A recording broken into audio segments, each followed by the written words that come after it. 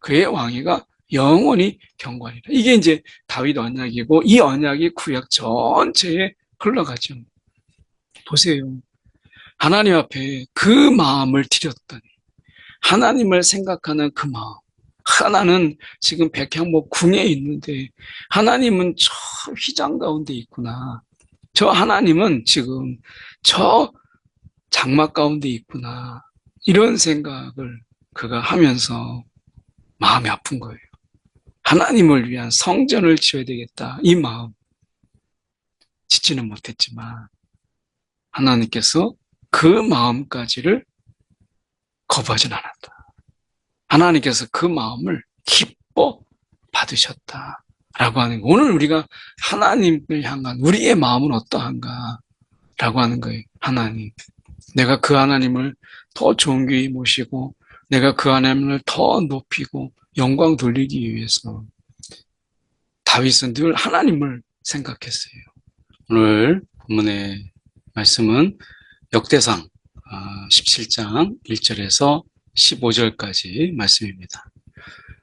다윗이 그의 궁전에 거주할 때에 다윗이 선지자 나단에게 이르되 나는 백향목 궁에 거주하거늘 여호와의 언약궤는 휘장 아래 있도다. 여기서 나와 있는 나단 선지자는 다윗과 솔로몬 양대에 걸쳐서 사역한 선지자죠. 그는 역대기 저자가 참조했던 이 다윗과 솔로몬의 행적에 관한 글이라고 하는 이 글을 쓴 장본인입니다. 그래서 특별히 이 다윗의 이 간음한 사건, 불륜한 이런 사건, 그리고 솔로몬의 즉위 등에서 굉장히 중요한 역할을 했던 이런 선지자가 나단 선지자죠. 한편으로는 나단이 이 다윗의 이런 마음, 이것을 굉장히 잘 알았던 그런 인물이에요.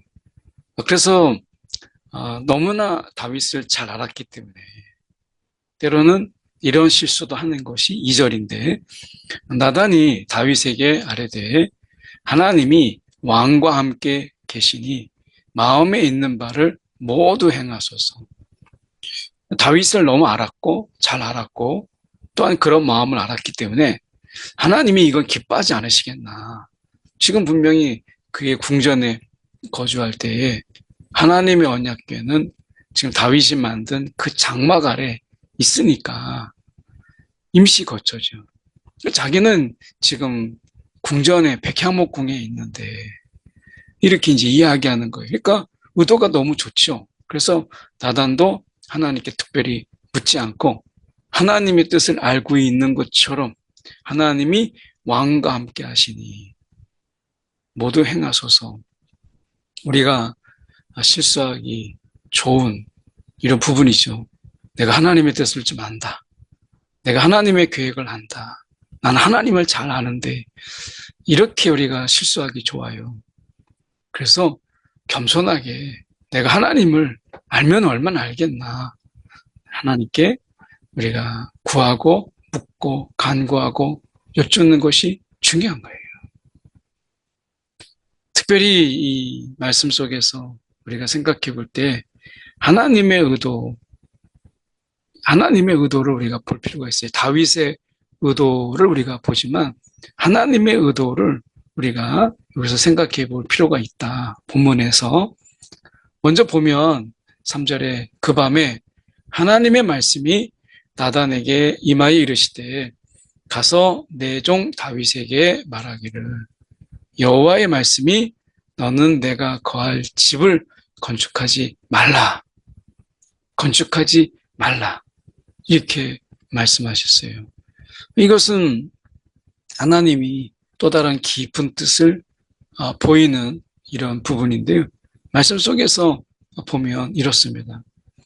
내가 이스라엘을 애굽에서 올라오게 한 날부터 오늘까지 집에 있지 아니하고 오직 이 장막과 저 장막에 있으며 이 성막과 저 성막에 있었나니. 그래서 어떻게 보면 하나님이 지금 다윗의 장막 있기 전에 모세의 이런 회막 가운데 있었잖아요. 그래서 이 장막, 저 장막에 있었다. 이렇게 이제 말씀하신 하나님께서 이렇게 말씀하세요. 이스라엘 무리와 더불어 가는 모든 곳에서 내가 내 백성을 먹이라고 명령한 이스라엘 어느 사사에게 많은 사사가 있었지만 내가 말하기를 너희가 어찌하여 내 백향목 집을 건축하지 않냐냐 책망하면서 내가 이렇게 말한 적이 있느냐? 라고 말씀하세요. 왜 말씀하지 않으셨을까요?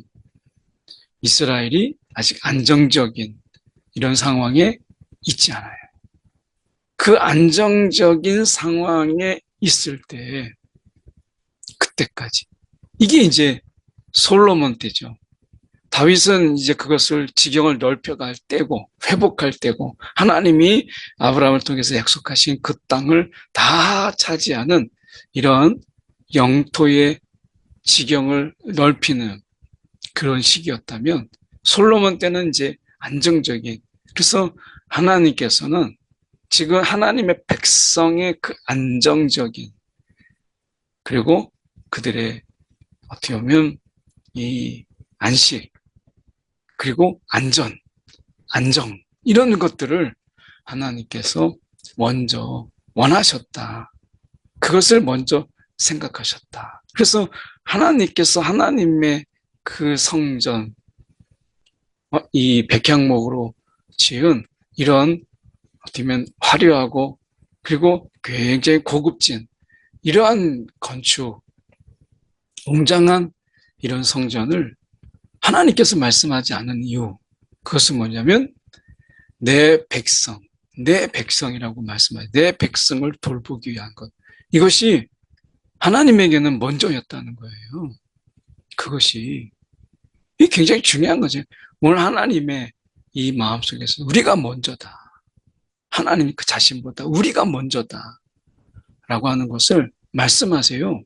그러면서 내 종 다윗에게 이처럼 말하라. 만군의 여호와께서 이처럼 말씀하시기를 내가 너를 목장 곧 양떼를 따라다니던 데에서 데려다가 내 백성 이스라엘의 주권자로 삼고 이스라엘의 주권자로 삼았는데 너가 양떼를 따라다녔던 그 어떻게 보면 목자처럼 백성을 돌보는 자가 되라.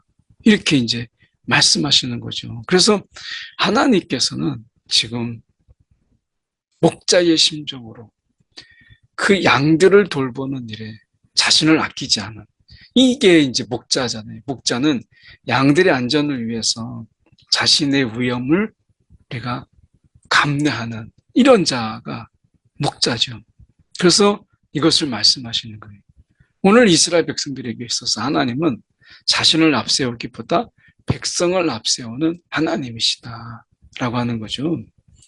내가 어디로 가든지 내가 너와 함께 있어 내 모든 대적을 내 앞에서 멸하였은 즉 세상에서 존귀한 자들의 이름 같은 그런 이름을 내게 만들어 주리라. 그러면서 하나님께서 성전을 짓고자 하는 이런 다윗의 마음을 다 받으세요.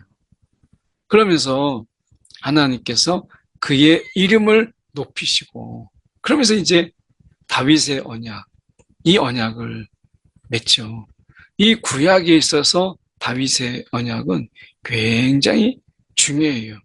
구약 성경에서 어떻게 보면 하나님께서 이 사울처럼 왕위를 빼앗지 아니하고 영원한 왕조를 내가 세우게 되고 내 대를 이어서 낳은 아들이 성전을 짓게 되고 그리고 그들과 이제 아버지와 아들의 관계 지금 보면 말씀하시는 게 9절에 보면 이렇게 말씀합니다. 내가 내 백성 이스라엘을 위하여 한 곳을 정하여 그들을 심고 그들이 그곳에 거주하면서 다시는 옮겨가지 아니하게 하며 악한 사람들에게 전과 같이 그들을 해치지 못하게 하여 하나님의 이 언약 다윗을 통한 하나님의 언약이 있죠. 그래서 심고 옮겨가지 아니하고 해치지 못하게 하나님께서 보호하시겠다. 그러면서 하나님이 말씀하시는 게 전에 내가 사사에게 명령하여 내 백성 이스라엘을 다스리던 때와 같지 아니하게 하고 내 모든 대적으로 내게 복종하게 하리라. 지경을 넓히게 하시겠다는 거예요. 내게 이르노니 여호와가 너를 위하여 한 왕조, 이 영원한 왕조를 세울 것이라 라고 말씀하죠. 우리가 알다시피 다윗의 왕조가 중간에 끊어지잖아요. 포로기가 있고 막 그러니까. 근데 나중에 이 다윗의 자손 예수로 말미암아 영원한 왕조가 이루어지죠. 11절에 우리가 보면 이렇게 말씀합니다. 내 생명의 연한이 차서 내가 조상들에게로 돌아가면 내가 내 뒤에 내 씨, 곧 내 아들 중 하나를 세우고 그 나라를 견고하게 하겠다. 이게 다윗에게 주신 하나님의 언약이죠. 그는 나를 위하여 집을 건축할 것이요. 나는 그의 왕위를 영원히 견고하게 하리라. 하나님께서 그 왕조를 붙잡아 주시리라. 이렇게 생각하면 다윗의 왕조가 끝났는데 아니죠. 예수 그리스도가 다윗의 자손으로 와서 영원한 그 왕위에 있게 되고 하나님께서 어떤 것도 예수님의 그 왕위를 흔들 자가 없게 하셨죠. 그래서 그 왕조가 영원하도록. 그래서 하나님이 지금 보면 13절에 나는 그의 아버지가 되고 그는 나의 아들이 되리니. 그래서 아버지와 아들의 관계를 맺어요. 아버지가 되고 그는 아들이 되리라. 나의 인자를 그에게서 빼앗지 아니하고 하나님의 인자하심을 그에게 빼앗지 아니하고 내가 전에 있던 자에게서 빼앗음과 같이 하지 아니할 것이며 이게 누구예요? 사울 왕이죠. 사울 왕의 왕위를 빼앗은 것처럼 너에게 그렇게 하지 아니하겠다라고 분명히 약속하셨어요. 이건 하나님의 언약이에요. 그래서 말씀하시는 것이 내가 영원히 그를 내 집과 내 나라에 세우리니 그의 왕위가 영원히 견고하리라. 그의 왕위가 영원히 견고하리라. 이게 이제 다윗 언약이고 이 언약이 구약 전체에 흘러가죠. 보세요. 하나님 앞에 그 마음을 드렸더니 하나님을 생각하는 그 마음. 하나는 지금 백향목 궁에 있는데 하나님은 저 휘장 가운데 있구나. 저 하나님은 지금 저 장막 가운데 있구나. 이런 생각을 그가 하면서 마음이 아픈 거예요. 하나님을 위한 성전을 지어야 되겠다. 이 마음 짓지는 못했지만 하나님께서 그 마음까지를 거부하진 않았다. 하나님께서 그 마음을 기뻐 받으셨다라고 하는 거. 오늘 우리가 하나님을 향한 우리의 마음은 어떠한가라고 하는 거예요. 하나님, 내가 그 하나님을 더 존귀히 모시고 내가 그 하나님을 더 높이고 영광 돌리기 위해서 다윗은 늘 하나님을 생각했어요. 오늘 우리는 어때요? 하나님보다 그래서 나에게 이것 주세요, 저것 주세요 했던 이런 부분 속에서 다윗은 하나님을 위하여 내가 무엇을 할고 이것을 생각했던 그런 자였어요. 하나님이 그에게 영원한 왕조 다윗의 언약을 세우게 하신 것을 보죠. 하나님이 그에게 은혜를 베푸신 거예요. 인자를 그에게서 빼앗지 아니하리라. 실제 그렇게 하셨어요. 나단이 이 모든 말씀과 이 모든 계시대로 다윗에게 전하니라. 하나님의 생각, 하나님의 마음을 다윗에게 전하죠. 오늘 다윗이 하나님께 호의를 보였더니 하나님께서 다윗에게 더 큰 호의로 말씀해 주셨어요. 오늘 하나님을 향한 우리의 마음, 이 마음이 우리 가운데서 멈춤이 없이 흉내만 내고 생색만 내는 것이 아니라 우리 마음속에 주님을 향한 이런 마음들, 마음 씀씀이가 멈추지 않는 저와 여러분 되기를 간절히 소망합니다. 기도하겠습니다. 사랑이 많으신 하나님 아버지, 주님께서 우리를 향한 마음의 기울임이 있는 것처럼, 그 마음의 씀씀이가 있는 것처럼 오늘도 우리가 주님을 향한 우리의 마음이 하나님 관심과 또 주님을 생각하는 마음, 주님을 걱정하는 마음, 주님을 향한 그 식지 않는 그 사랑으로 주님께 다가가는 이런 마음들이 우리 가운데 끊이지 않게 하여 주시옵소서.